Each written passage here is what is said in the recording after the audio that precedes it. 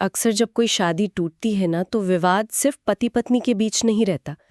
अचानक से मेरा मतलब है कि पूरे एक्सटेंडेड परिवार को भी कानूनी मुकदमों में घसीट लिया जाता है। हाँ बिल्कुल, और यही आजकल बहुत आम हो गया है। सही कहा।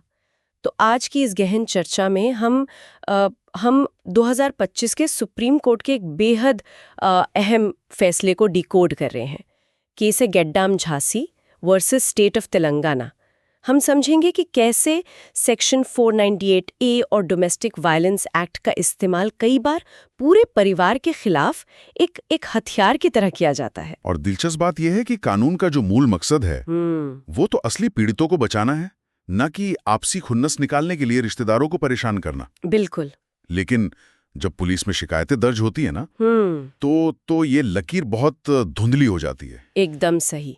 और इसी धुंधली लकीर का एक परफेक्ट उदाहरण है 2016 का एक मामला, जहां प्रेमलता और सैमुअल सुरेश की शादी हुई थी।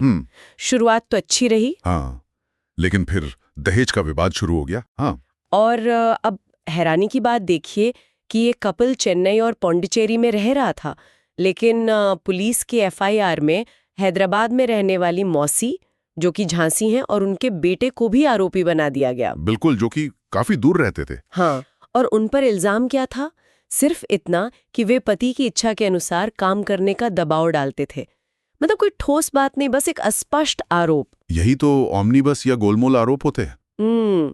तो ये तो ऐसा हुआ ना जैसे आपको तालाब से खास मछली पकड़नी थी, लेकिन आपने इतना बड़ा जाल फेंका कि सारी बेकसूर मछलियां भी उसमें फंस गईं। बहुत सही तुलना की आपने। तो क्या बिना किसी ठोस सबूत के सिर्फ रिश्तेदार होने के नाते किसी पर आपराधिक केस चल सकता है? देखिए, तकनीकी रूप से जब तक पुलिस जांच कर रही है तब तक तो नाम शामिल हो सकते हैं, लेकिन इस केस में पुलिस ने उन बेकसूर मछलियों को भी अपनी फाइनल चार्जशीट में डाल दिया। बाप रे। हाँ, और जब मौसी और उनके बेटे ने तेलंगाना हाईकोर्ट से इस FIR को रद्द करने की अपील की तो हाईकोर्ट ने दखल लेने से इनकार कर दिया। अच्छा, हाईकोर्ट ने ऐसा क्यों किया? उनका तर्क था कि चूंकि पुलिस पहले ही चार्जशीट दायर कर चुकी है तो इसलिए अब मामले का फैसला निचली अदालत यानी ट्रायल कोर्ट में ही होगा। ये तो बहुत डरावना है।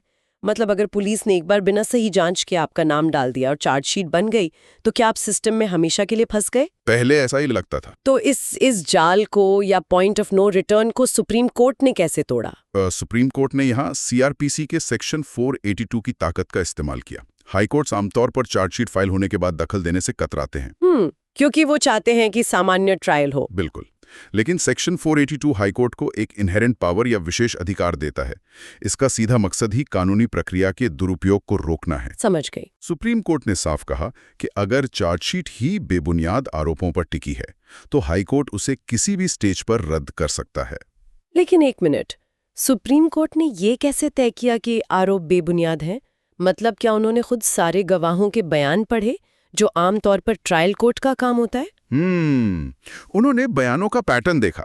सुप्रीम कोर्ट ने पाया कि गवाहों के बयान बिल्कुल कॉपी पेस्ट थे, सब सुनी सुनाई बातें थीं। अच्छा, मतलब कोई ओरिजिनल डिटेल नहीं थी। एकदम।